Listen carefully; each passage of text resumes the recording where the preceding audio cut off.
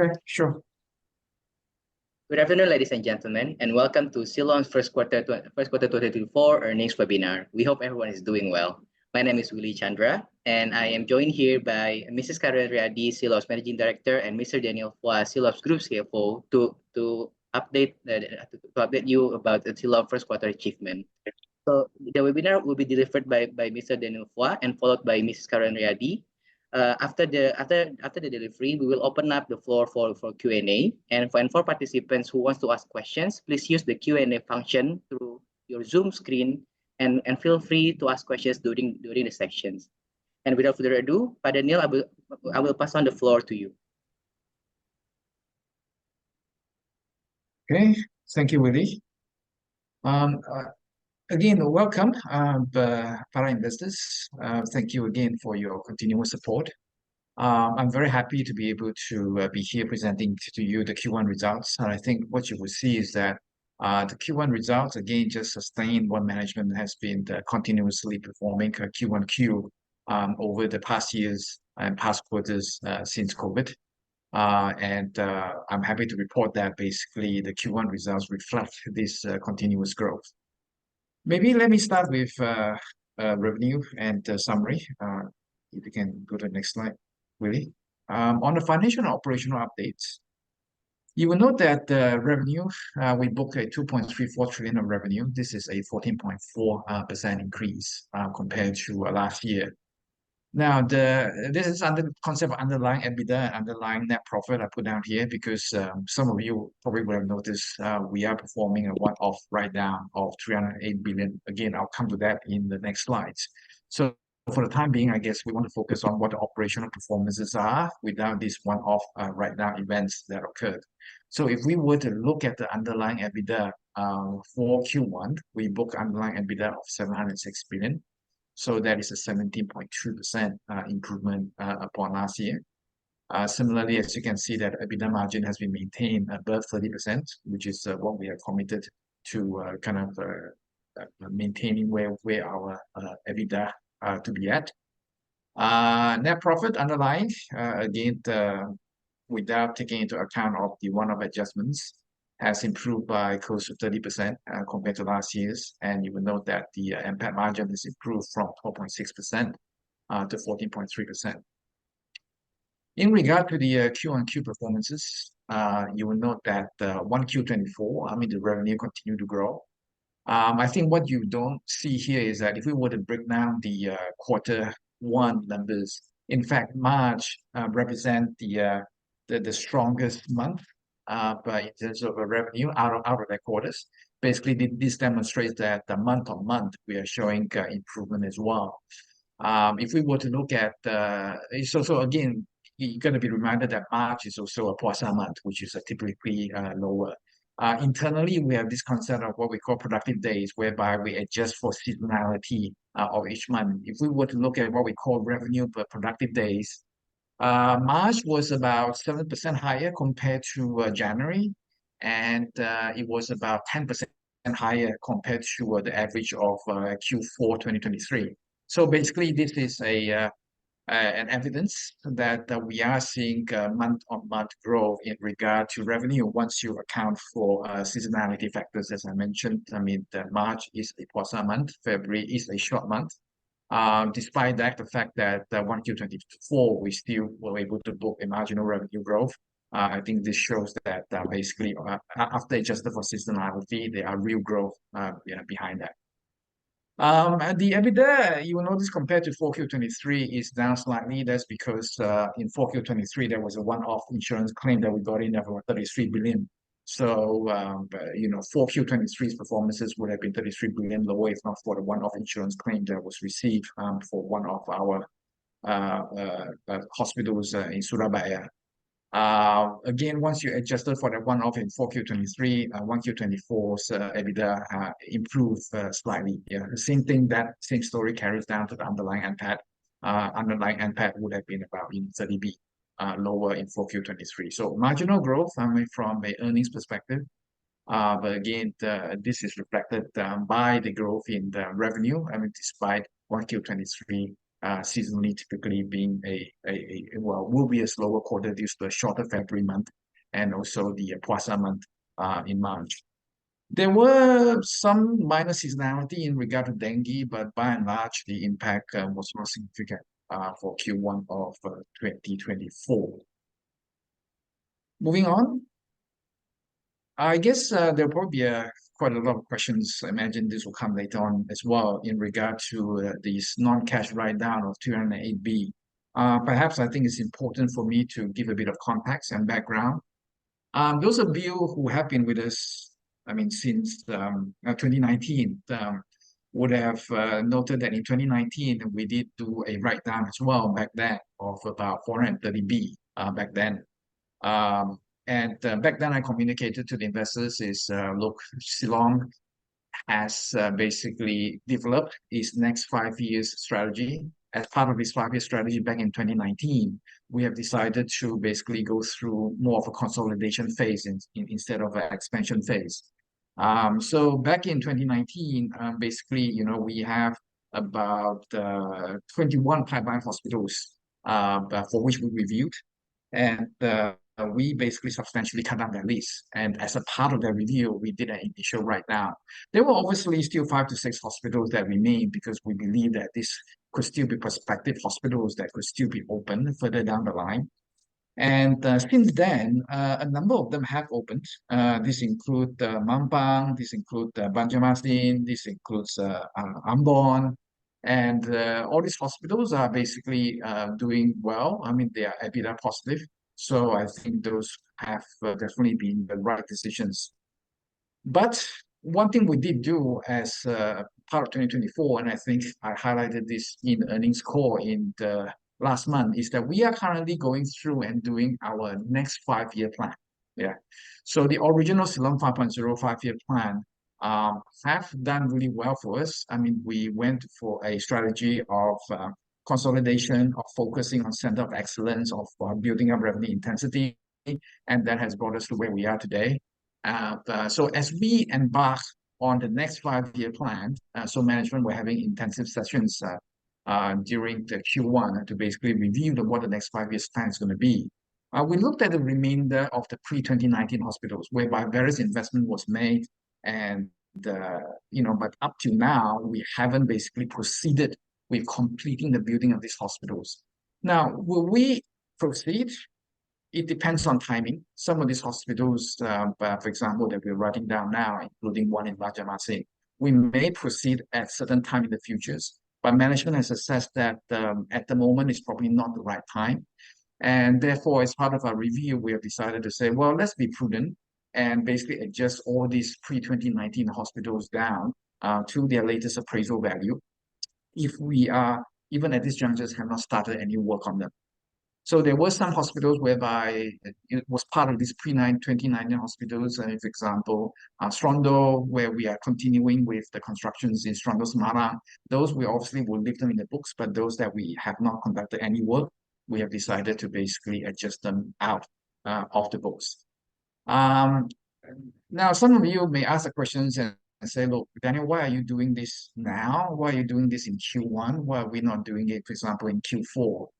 Personally, I don't see there to be a, what is the ideal time to do this kind of adjustment provisions? The way I see it is that as soon as management have made the decisions, have decided to say that this is unlikely that these hospitals will proceed in the near term, I think that is the moment that we should let the investors know, and we should then reflect that adjustment in the books instead of waiting till the end of the year. Because one of the promises that I made, I think, back when I became the CFO, is that I do not ever want there to be surprises for investors. Yeah, I do not want you to be looking at our numbers for the years and say, oh, Q1 and Q3 seems that everything's okay, but there's a last minute adjustment in Q4. So let's bring it out in the open in Q1, because the management planning and the deliberation in regard to the next generation Siloam strategies was done in Q1, and a plan were made.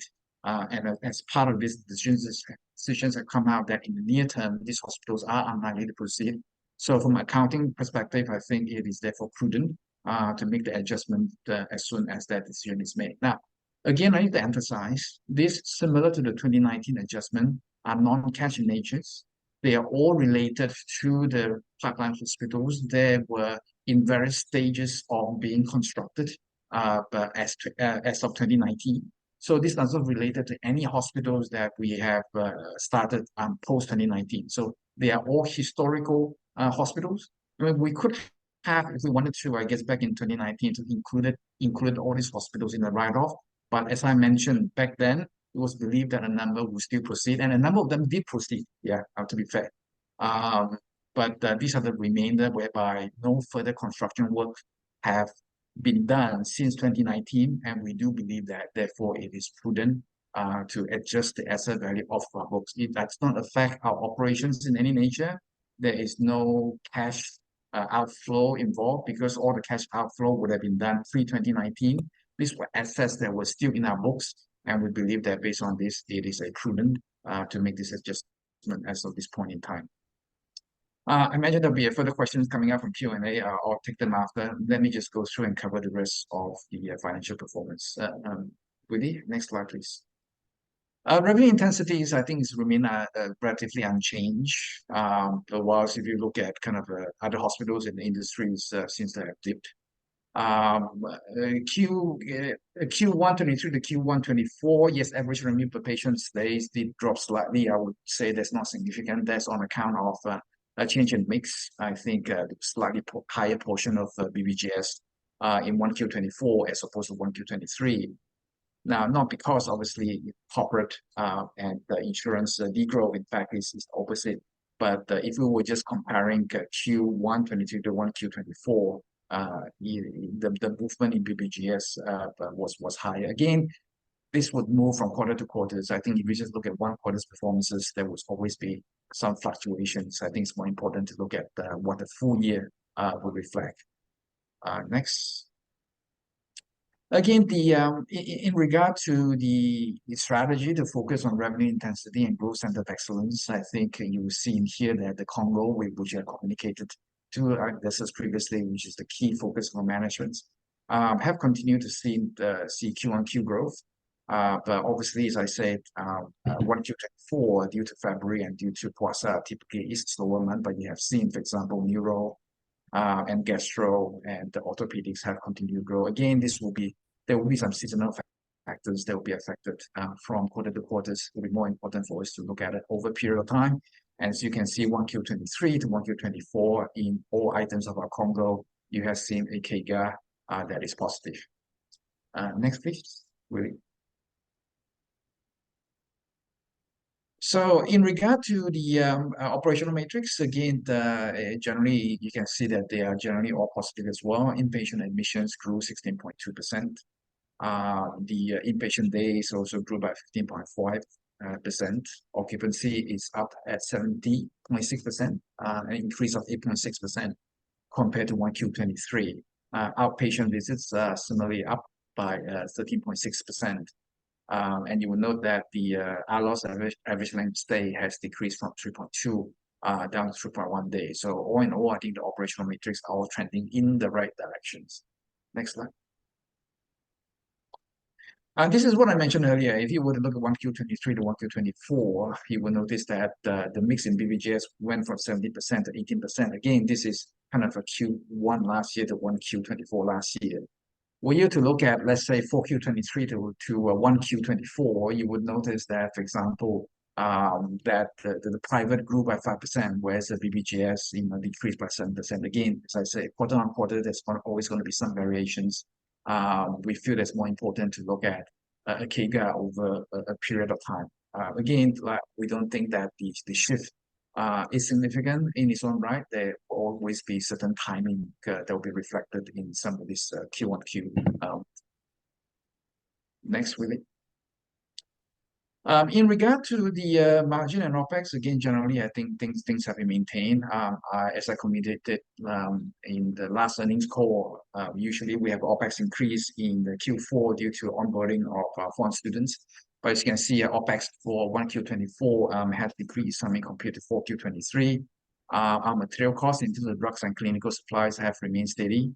Underlying EBITDA, has dropped slightly. Again, as I mentioned, that's due to the fact that there was a one-off in 4Q23 of insurance claim that was paid. If you adjusted for this one-off, again, 1Q24 EBITDA would have gone up slightly. Same thing with the underlying net profit and the underlying net profit margin. Next, please, Will. But in terms of cash flow management, I think that remains strong. We have various internal programs to look at how we manage inventory days, how we improve the collections on receivables. So this is reflected on the movement in working capital days. I think in 1Q24, we are recording 2 days, I think one of the lowest that we have recorded, and that we do continue to maintain discipline in how we manage our cash flow and our working capital. And that's all from me from financials updates. Again, I imagine there'll be further questions, but for the time being, I'll hand over the time to Caroline to talk about business and quality. Over to you, Carol. Thank you, Daniel.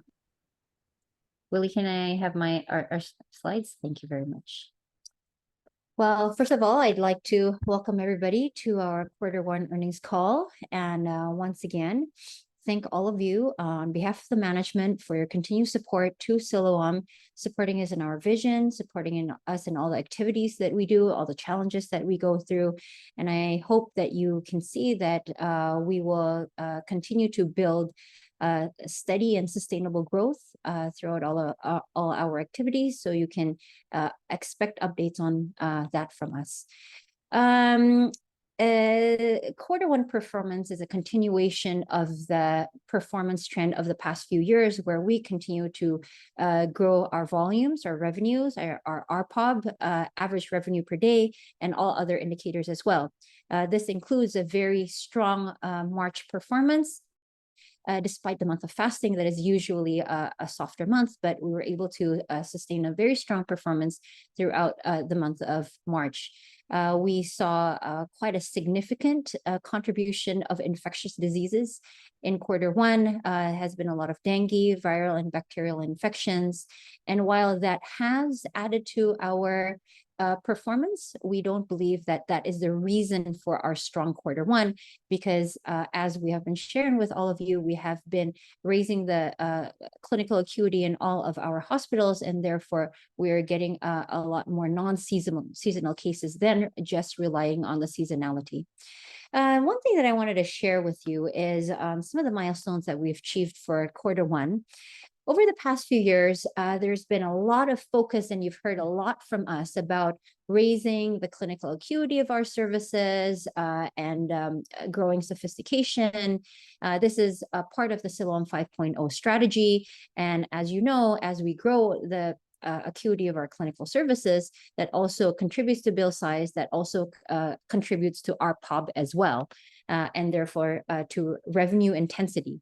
And so clinical acuity is one of the contributors to RPOB. And as we continue to focus on these clinical programs, this is why you will continue to see a steady and sustainable growth in RPOB. So there are 3 things that I wanted to highlight. The first is our first successful bone marrow transplant at MRCCC as part of the expansion of our transplant services. As you know, we are the leader in transplant services in the private space in Indonesia with our kidney transplant program and ASRI that's grown quite significantly over the past few years. We would like to grow that to other organ transplants as well. And so bone marrow transplant, being able to do our first, is really a milestone. The second one is doubling down on gastroenterology, creating a strong national referral program in gastroenterology. And we've picked 2 hospitals to do this, which is an MRCCC focused on gastrointestinal cancers, and also in Kabanjarnong. We have a very strong lineup of doctors, of gastroenterologists, as well as the best digestive surgeons in Indonesia. And the number of procedures, both basic and advanced and surgical, have grown quite a bit in Q1. And third is our aortic program as an expansion of cardiology program. In cardiology, aortic procedures are one of the most complex and difficult procedures to do. It is very high risk. The capabilities required are also very high. And so the fact that we are able to grow this also again shows that we are investing in clinical capabilities in Indonesia. Willie, would you kindly please scroll to the next slide, please? We are celebrating our signing with the National University Singapore for cardiovascular research in Indonesia. Again, this is something that we're very proud of, because by partnering with other institutions, we are also benchmarking ourselves to other institutions as well, and also contributing to the body of research globally. Next. A little bit about our culture of safety survey that I would like to share. The culture of safety survey and the culture of safety itself in Siloam is something of huge importance to us, because of the importance of people and culture to the success of our strategy. And therefore, starting in 2018, we've done an external benchmarking on culture of safety to assess the level of commitment of the organization towards service, safety, and continuous improvement. Now, in healthcare organizations, this is key.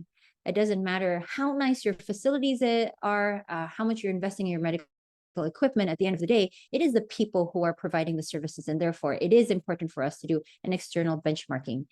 We have done this since 2018, and as you can see, our achievement has been growing steadily over the past 7 years, and we are just at AHRQ benchmark of 70% this last year, finally. Next, Willie, next slide.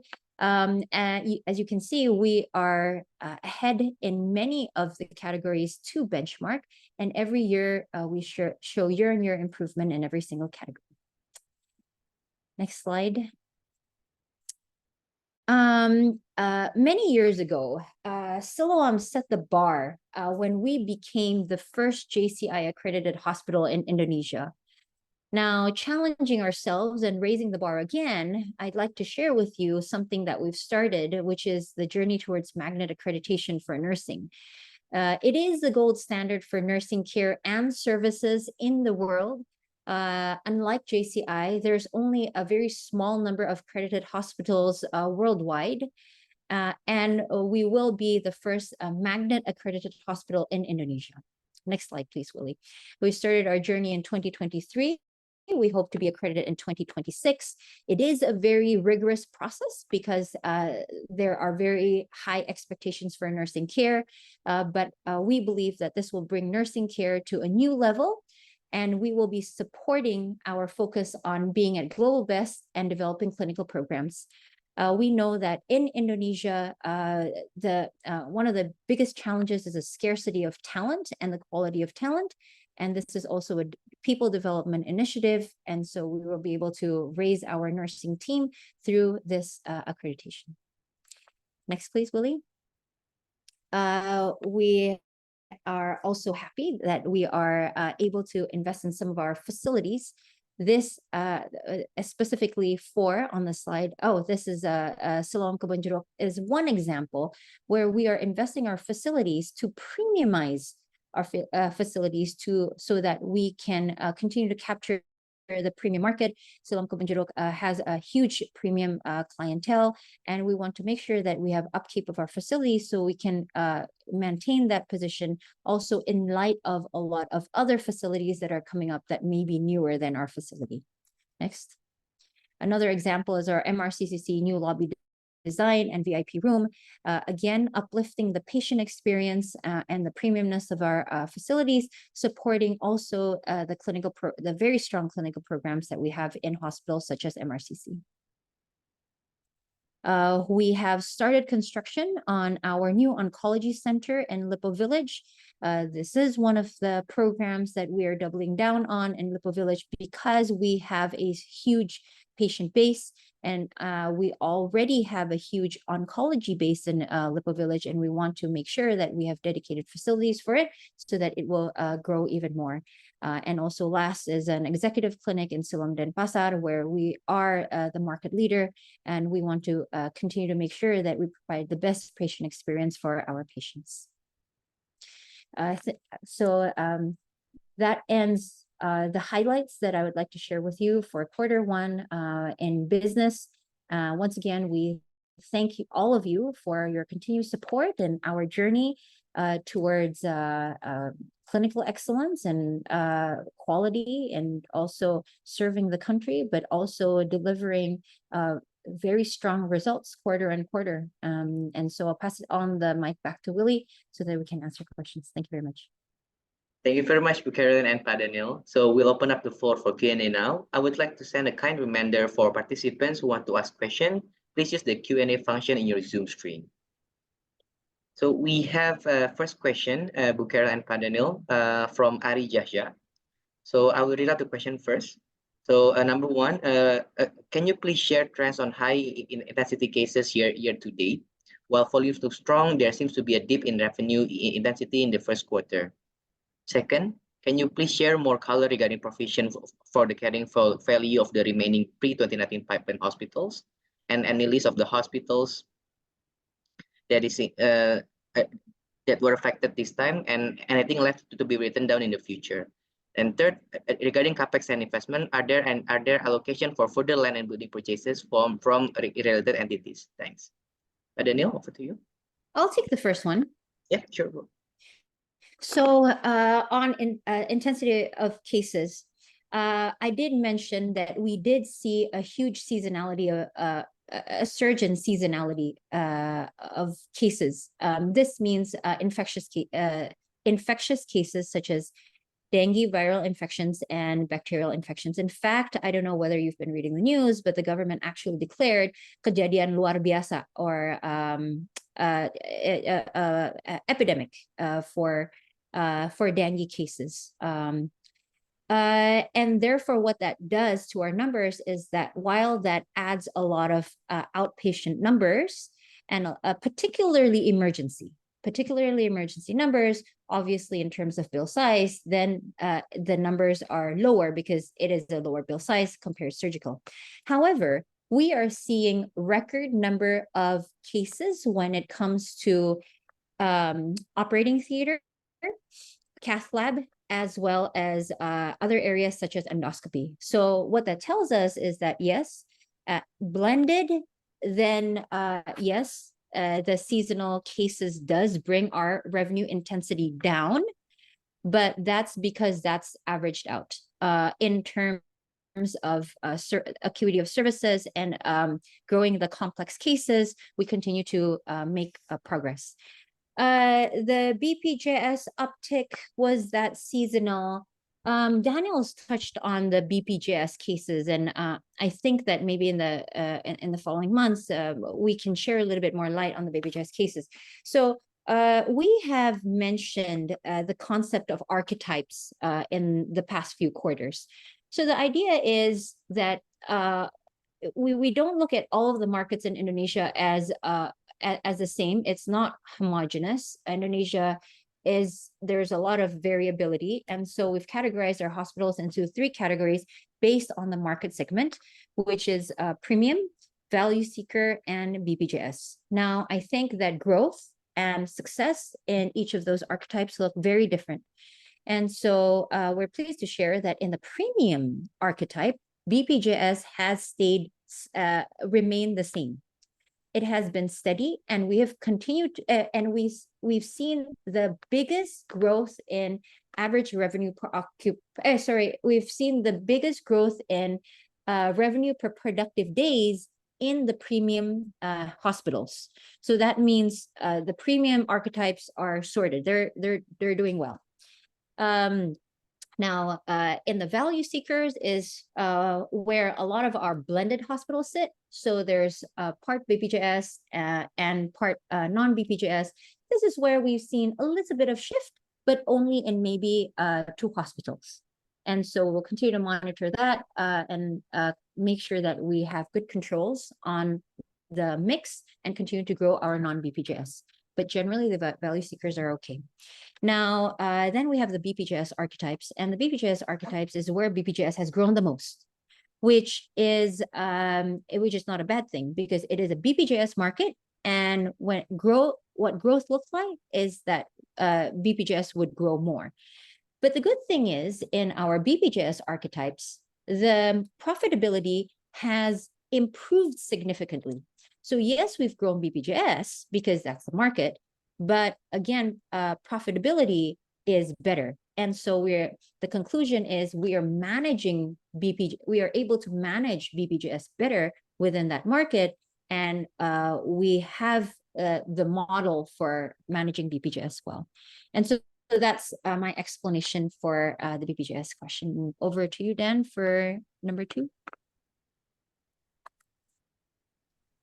Okay, thank you. I'm just reading ahead as well as some other questions related to the write-off. Maybe let me just address that altogether. So the first question is obviously what else is left? But what we have decided to do is basically we review and we looked at all the pre-2019 pipeline hospitals. Any hospitals whereby there is no current construction ongoing has been included in the list. So this included the hospital in the Tulung Agung, in the Banjarmasin Barito, in Pasar Baru, and also in the Grandmore Bekasi. Now, is there a likelihood that we might continue with some of these locations or might dispose of those locations at some point in the future? I would say likely. But at this stage, we have decided to say, look, since all these investments were made prior to 2019, and 5 years have passed, and nothing further has been done upon them, we do believe that from an accounting perspective, it is prudent to make a provision to write them down to the, what we believe the fair appraisal values of the remaining building would be, simply because of the fact that, it has been 5 years since 2019. Now, does that mean that it's 100%, we are 100% certain that these hospitals will not proceed? I wouldn't say so. But management kind of internally discussed as well and said, look, do we still keep them in our books and write off some and leave some later? We think that the last we would want investors to be concerned about is that there will be further write-off coming. So what I do want to be clear on is that, well, basically this has included all the pre-2019 hospitals whereby no construction has commenced. There are some, as I mentioned, that have since opened, Ambon. There are some whereby we are currently in the stage of constructions, for example, Strondo, Chito, these obviously have not been included in the write-down. But for other than that, everything else have been included.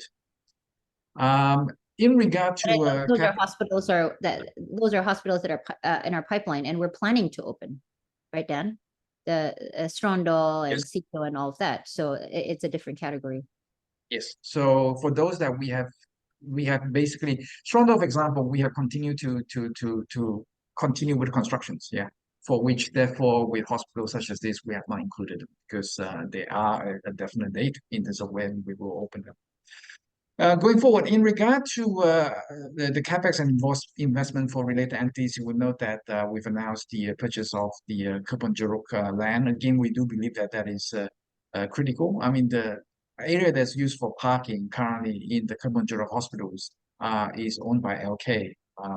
And we do believe that over the long term, given that Kebun Jeruk is a strategic flagship hospitals of Siloam, it makes sense for us to have ownership over the parking as well, as opposed to uncertainty in regard to the longevity and our ability to be able to use that parking area. So this is why you see the Kebun Jeruk purchase. At this point in time, there is no further plan to purchase any further land or buildings from related parties. Okay, back to you, Willie. Yes, thank you very much, Pak Farun. Pak Daniel, sorry. We have the next question from Pak Farun, actually. So, dear Bu Carol and Pak Daniel, many congratulations on a fantastic financial performance and on beginning of complex procedures like BMT in Indonesia. Can you share some color on the bed expansion in existing facilities and how many expansion beds will be added this year? Well, now Babarun gets to ask the questions because now he's an investor, not management. So thank you very much, Babarun, for that question. We did not prepare a slide for the bed expansion. And so I don't have the numbers on the top of my head, and this is something that we can share in the next earnings calls. But in terms of bed expansion, there are a few hospitals that we have plans that we've invested CapEx, and capacity is currently an issue, and we will be adding capacity sometime this year. The first one is obviously Makassar. We've been building the adjacent building, and that will be an extension. The second one is Gubang, a significant investment, but again, very promising market. It will be state-of-the-art building that will be our first green building, and it will be set up to support the strong clinical talent that we have in that hospital, where we currently don't have a great facility. So we have no doubt that Surabaya's performance will significantly grow as soon as we're able to open. We continue to also add beds in Lippo Village. And so the reason that Lippo Village has been able to grow in the low teens, if I'm not mistaken, for this first quarter, even though they're already a large business, is because we continue to be able to expand beds. So we have building A, we have building B, we continue to add beds in building B and premiumize building B. And we're also starting building C, as I shared. We have also acquired land next to Siloam Asri. It is not a related party transaction. The reason we bought that piece of land is because Asri has a very successful transplant program. It is bursting at the seams, and we will be adding another building there. Also the same with Sentosa as well. Construction is already in progress, scheduled to finish this quarter or next quarter. And those are the major additions of beds throughout our network. Thank you very much, Caroline. We have next question from Sokon. Now question number one, can you expand more on the write-off in the last quarter, which we already explained before? And secondly, can you also share your outlook of new hospitals opening?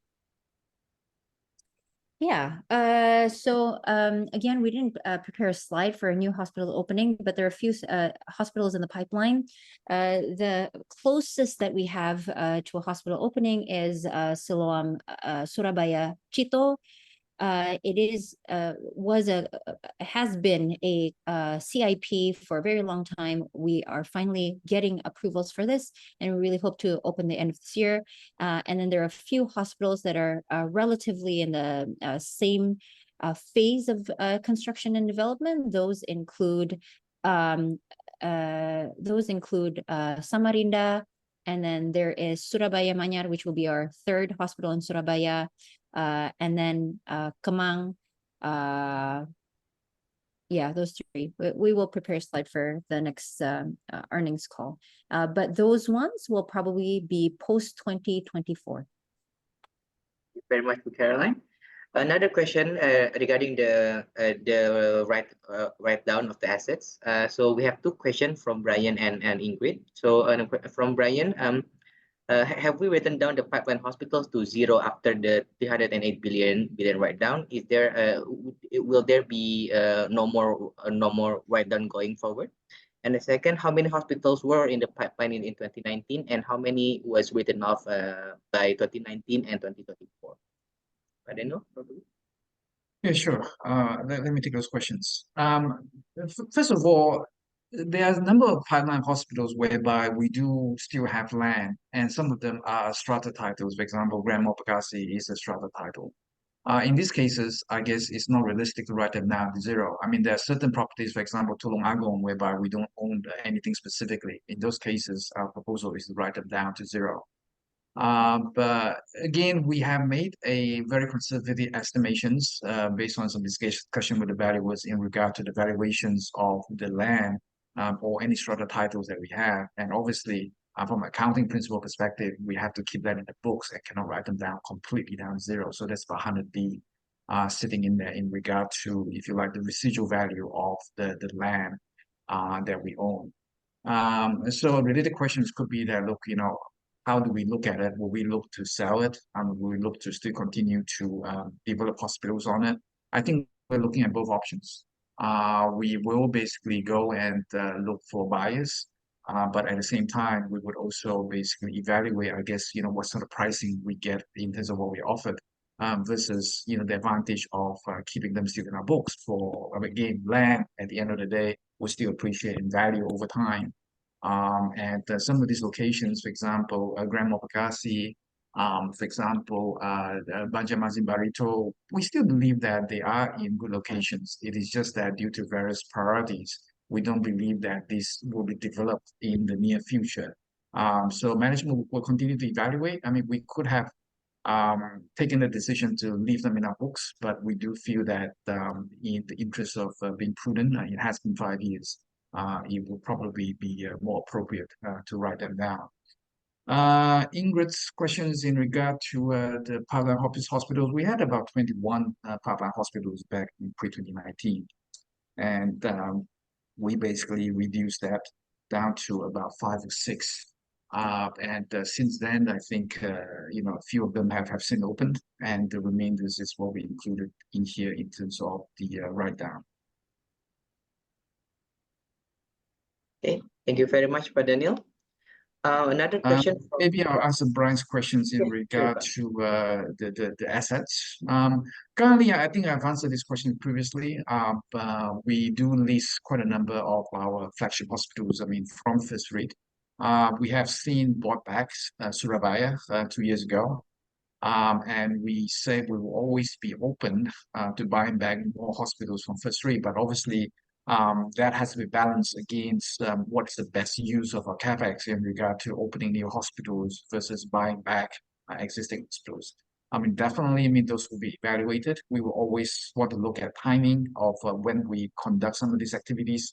But I think definitely, if you ask me over the long term, our intention is to, over time, buy back most, if not all, of our current hospitals from First Read. Thank you very much, Pak Daniel. And keep in mind also, in addition, since 2019, we haven't been doing any divestments to First Read. So all the hospitals that we have opened since 2019, then we basically own them outright. So this is, again, the First Read arrangement is an arrangement that was prior to 2019. Thank you, Pak. So we have another question from Sokon, but Bu Carol is typing the answer. So the question is about, can you share some color on the NGS 5-year plan? Okay, I was typing. What I can share with you now is that it's going to include a huge focus on archetypes. And we are in the process of blueprinting the archetype transformation and archetype strategy. So we're working with a third party helping us to do this. We'll conclude this project in Q2, and then hopefully a little bit of planning, and then next year will really be the rollout and the transformation. It will also include a huge focus on diagnostics, because we already have a very strong base for diagnostics, and we also have a significant breadth of diagnostics because we are supporting the services now in our hospitals. So we have a lot of breadth, we have a lot of volume, and we want to develop it even further. And the third focus will definitely include a focus on people, making sure that our people are well taken care of so they can serve our patients well and take good care of our patients. I don't know if a lot of you realize, but caring for patients takes a huge toll on our staff, both mentally as well as physically, as also, not to mention the huge, all the expectations and all the requirements for our staff that it takes to be able to care for our patients properly and to create clinical excellence. And so we believe that we will not be able to achieve any strategy without a focus on people. So these are three areas that will be a huge part of our next 5-year plan. But as I said, we will be sharing and unveiling this plan, but we just need another 1 or 2 quarters in order for us to finalize things. And then we will be coming back to you and sharing with you, as we did with Siloam 5.0. It will come with initiatives, timelines, as well as what you can expect from the numbers coming from this 5-year plan. Thank you very much, Bu Carol. On to the next question from Yuma Hirano. Could you tell me, do you or will you have any partnership between another academic facility as the aspects of oncology? Yeah, of course. Partnerships is part of our Siloam 5.0 plan, and we believe that if we want to be the best, we have to partner with the best so that we can learn from the best. So we already have a number of partnerships, both for clinical offerings as well as researches. We have a few partnerships already. We also partner with a lot of technology companies to bring best-in-class technologies into our operations, and also a lot of third-party apps, and we have a lot of partnerships. And so are we looking for other partnerships? We are open to other partnerships that will bring value to Siloam, and of course will be mutually beneficial and will help us to achieve our Siloam 5.0, but the longer term goals of bringing clinical excellence into our systems. So yes, currently, I think you mentioned cancer. Currently, we have a partnership with the National Cancer Center Singapore. And so we've done quite a few things with them, but in a specific areas such as for liver transplant, we've partnered with Asan Medical Center. And yeah, I mean, if there's a institution that has specific capabilities that we can leverage on, we are definitely open. Thank you very much, Caroline. So another question from Ingrid for Pak Daniel. Maybe I just want to clarify how many manage to continue construction or operational post 2019, and also the 100 billion worth of land, is it for several hospitals? So we have 4 hospitals that have since opened, Ingrid, since 2019. We currently have 3 hospitals that are in constructions. And as I mentioned, we are now basically writing down on the 4 hospitals that is currently has not commenced construction yet. The 100B, yeah, that is for the 4 hospitals, as I mentioned. But Padua has nothing much left. And Grandma Bekasi is a strata title. Banjarmasin in Barito. There is a land associated with that as well. Pasar Baru, similarly, that is land and building. So basically, it's related to the land and buildings of these 4 properties. Have Epidem and NPM peak? What else can we do to improve margins? I would love not to jinx it, but well, hopefully not. I mean, certainly internally management, we don't think Epidem and NPM have peaked. There are quite a number of initiatives we are looking at, from both continuing to improve the revenue intensity by being able to grow. So, say for example, I mean, Carol has mentioned about ASH-type projects. By being able to be more focused on the segments that we are serving, it should help improve margins over time. The focus on diagnostic business should improve margins as well. Not to mention all the current initiative on the OPEX cost reductions. We are still continuing on a material cost reduction program. We are still continue to push in terms of improvement in the procurement process and how we negotiate. There are definitely still a lot of levers that we have, along with, I haven't even mentioned the revenue leakage project that we're working on in order to also, reduce spoilage, but improve efficiency. So definitely, I think there are still significant room to improve margins on service to our customers. Okay, thank you very much, Pak Daniel. So we have no more open questions on the chat box. So that concludes our call for today. So thank you, Bu Caroline and Pak Daniel, for your time. We really appreciate it. And we'd like also to thank all the participants who has joined today. And if you have any follow-up questions, please reach out to me anytime. And again, thank you and have a good day, everyone. Have a good weekend, and we'll see you in the next webinar. Thank you, Willie. Thank Thanks, you. everybody. Thanks, Bye. everyone.